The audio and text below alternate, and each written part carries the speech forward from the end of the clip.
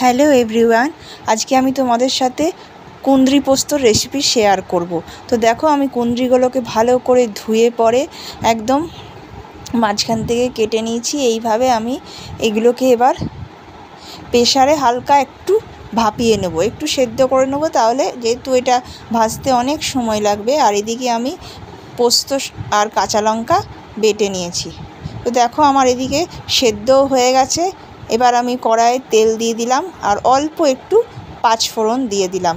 এবারে সেদ্ধ করা কুঁদরিগুলো দিয়ে দেবো, নিয়ে ভালোভাবে নেড়ে নেব।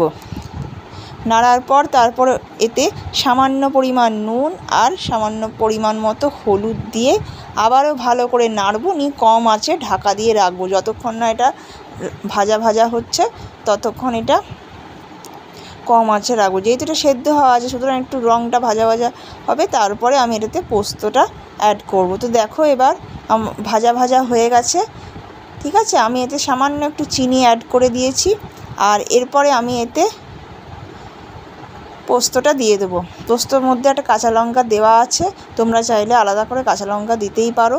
তো এইটাকে এবার এর সাথে ভালোভাবে মাখিয়ে নেবো। এইটা একদম শুকনো শুকনো হবে, গরম ভাতে খেতে কিন্তু খুবই সুন্দর লাগবে।